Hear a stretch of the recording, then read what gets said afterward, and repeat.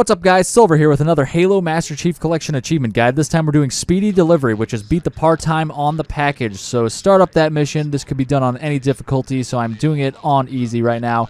And on easy, there's no ghost over here. So normally if you're speedrunning on higher difficulties, most notably Legendary, there's a ghost over here that you could just hijack real quick and then run to the next section. It's not here on easy, so we're going to just hijack the second one up ahead here. I grabbed some fuel rod ammo on the way from those two grunts. And we're going to hijack this guy now, and we're just going to use this to speed to the two anti-air guns up ahead. We're not going to get into the tank because the tank, although powerful, is much slower. So we're going to just use the ghost to boost through past all of these guys to start, and then we won't have to worry about them. We're just going to drive right up to the two turrets up ahead here. So, yeah, I'm getting blocked by these guys, but we pushed our way through, and we'll go to this first turret on the left. And then we will whip out our fuel rod, and we'll be able to quickly take this out. You can see I parked it. I parked the ghost, so it was kind of situated where it's kind of already facing in the direction we want to go. And I took that shield door down with one blast, and then one blast to the core itself. And this is some bad driving right here. But yeah, take down the core with one blast of the fuel rod, the second blast to the core, and we'll do the same thing here in this turret right now. One blast, and I got to reload. And a second blast. There we go. On our way to the next section. Much faster than the tank. And then we're just going to continue in the direction we were going. Basically, we're going back into Sword Base. This is the same map. If you didn't notice, I'm sure it's very obvious, but it's the same map, geometry, and everything as the second mission. We're back here for the second to last mission. So we're going back to Sword Base, and we're going to just speed over here past all of the enemies. There's a bunch of ghosts and shades and revenants in this area. But as you could probably tell, all of these doors are closed, and there's no switch actually to activate anything. So we just have to wait for the next objective to register, because we came over here too fast, basically. So I'm just going to basically waste time by having a little good old-fashioned fun. You know, a casual boarding of the Wraith, a fuel rodding of a fuel rod turret. You want to be aware of that fuel rod turret because he's probably the deadliest enemy here. But I'm basically going to leave this general area so the next objective could spawn in eventually, and we'll just kind of have some fun down here with these other enemies. And there's some shade turrets, like I mentioned. There's some revenants. So I'm just going to take these guys out from far away to make this place a little safer. And then we'll be able to have Noble Team come in, and they'll be able to open the door for us, essentially, because you don't actually activate a switch or anything. The door just opens up. So we're going to hang out down here. I'm just messing with this revenant. And once we do finally take him out, maybe Noble Team will decide to open the door. Who knows? I don't know. But the objective's complete. Now we can move on and, you know, drive back up to where we need to be. We're too fast for the game, essentially. Can't stop, won't stop. And the door opens up ahead here now that the objective has changed, and we could keep not stopping. So we're going to move ahead here with the ghost, and we're going to use the ghost to boost ahead past all of these enemies into the base, and we'll be able to hijack, or not hijack, the opposite hijack, bail out of the ghost. And there's a little pack of health here against the wall if you need that. And we're going to move forward. And we're going to run past all of these guys. There's a big spiral catwalk. And you could actually go up the center structure as well if you want. Or you could just run past all of the enemies and get to the top. And you can see once we're on the top of the center structure here, we could just jump to the top catwalk and throw a nade to clear out all of these jackals that spawned in. And if that's too much of a issue with you with jumping and doing whatever, you can just run up the spiral catwalk. And we're going to grab either the focus rifle from one of those dead jackals, or you could grab one of the plasma pistols on the ground here that have full ammo.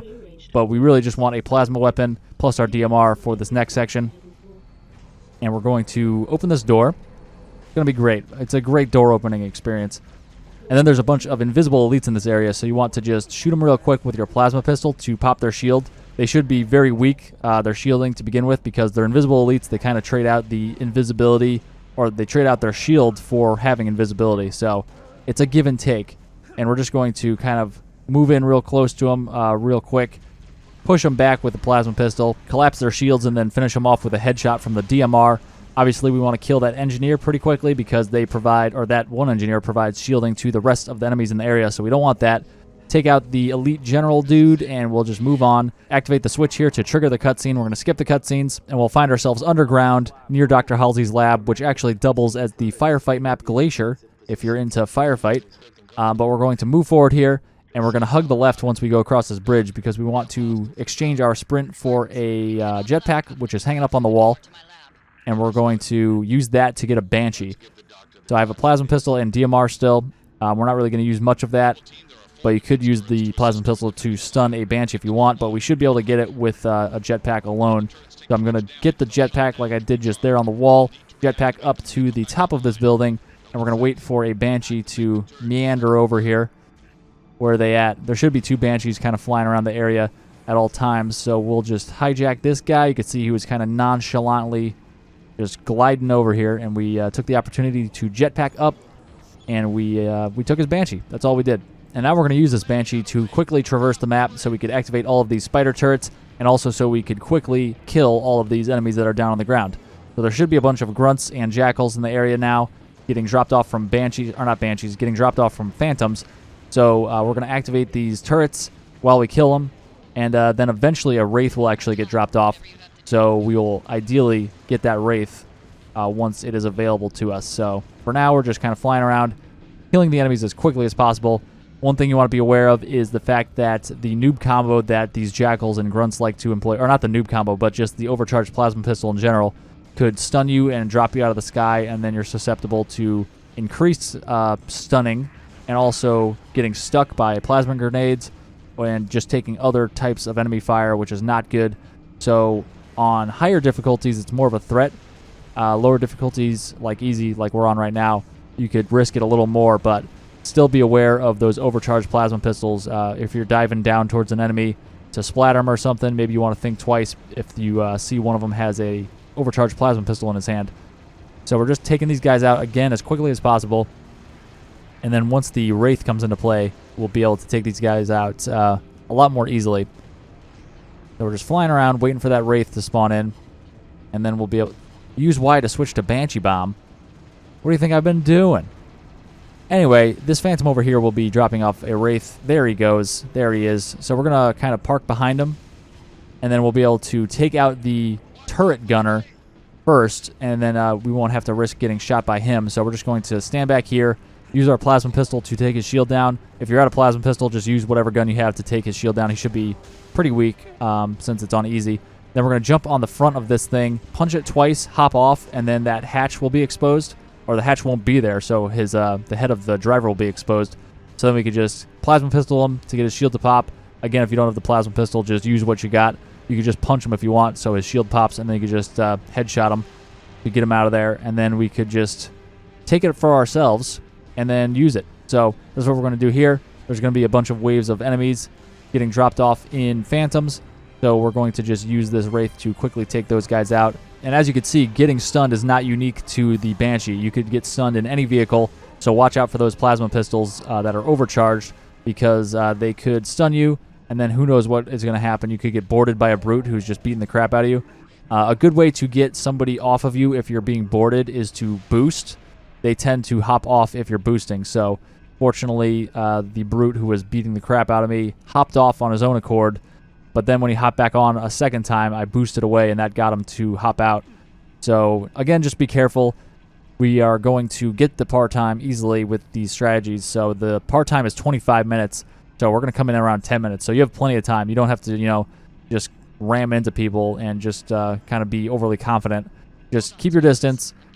Use the Wraith Mortar. It's a very powerful weapon, and we'll be able to take these guys out quickly. So on higher difficulties, once you clear out that first wave of enemies when you get in the Wraith, there's going to be 3 additional waves of enemies that are dropped off in Phantoms. But on easy, I believe there's only 2 waves, so those are both going to start when Halsey says something on the radio. So when you hear Halsey at any point in time, she says something like, "I'm close," or "I need more time," you will know that the wave is starting, the next wave, and we will come down here, and you can see we were kind of in a snug little spot in the rock there. We were very safe. The Phantom can't shoot you from there, and all the enemies that are dropped off actually just move up towards the lab because they're intent on breaking into the lab. So we could just shoot the upper left side of the Phantom, and that is the weak point, and we'll be able to take out the Phantom and thereby despawn, essentially, a ton of enemies from getting into the map because they die before they're even dropped off. And we could also come up behind these enemies that were dropped off and kind of take them from behind, take them by surprise, because, again, they're kind of focused on just running up to the lab, not really focused on us hanging out behind them. So that is what we did here, and it's very effective on any difficulty, really. And we're just going to take out all the remaining enemies that were dropped off successfully, and just kind of rinse and repeat. The Wraith obviously has a ton of health, a ton of firepower as well. So you could fairly easily take out all these guys. And we'll do so as quickly as possible. And then we want to go down to that hiding spot again once we hear dialogue from Dr. Halsey. So on higher difficulties, there's 3 waves, and it's the way that they start is Halsey dialogue for the first one, a music change for the second one, and then Halsey dialogue for the third one. But on easy, it seems like that second wave is skipped, so you just have Halsey dialogue, which triggers the first one, and then Halsey dialogue again, which triggers the second one, and then there is no in-between wave that is triggered by a music change.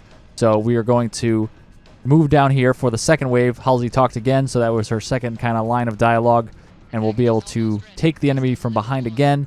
This Phantom will be dropping off a Wraith, which we're going to make quick work out of once he does land. I don't know where he is. He's taking his time. I think I actually got down here a little early. Halsey didn't say anything until I actually got down here, so I'm a little ahead of the game. I just knew it was about to happen because all the enemies were dead. I cleared out everybody, so we're just going to hang here, wait for that Wraith to get dropped off. In the meantime, we could talk about part-time, which is 20 minutes, so you can see we're easily going to get that. We're at about 11 minutes right now, so we're in really good shape. Obviously, you could see from the length of the video and the amount of time remaining that I'm probably going to hit it. So we're going to take out this Wraith as he's dropped off, and he shot me. He shot directly backwards somehow with his Wraith mortar. I don't know how that happened. I've never seen it before in my life. I think he's modding. I think he's cheating. But we killed him anyway. How embarrassing is that? This kid is cheating, and he died anyway. But we're going to move forward, kill as many enemies as quickly as possible as we can. You don't actually need to clear out all of these enemies to complete the objective. Once you kill enough enemies, it will say objective complete. At that point, you want to make your way up towards the lab here that we're defending. You can see there's a nav point up here that's saying, hey, this door's open. Drop by anytime. We got cookies and milk. But just be aware of the fact that there's still some enemies alive behind you, so don't get caught off guard. But we want to actually go to the switch to the left of the door, not the door itself. Activate that switch, and it will trigger the cutscene. The mission will end, and we will get our achievement. You can see we came in at 11:55, well under the par time of 20 minutes, which is allotted for this mission. But that's it for this one. I'll catch you in the next installment when we tackle the final mission's par time, the Pillar of Autumn. Thanks for watching, guys. If you found that video helpful, be sure to click on the scorpion icon to subscribe and hit that bell for notifications. You can also check out some related guides by clicking on the videos on screen, and you can find links in the description for other social media links of mine. Stay tuned for more Halo guides, and I'll see you in the next one.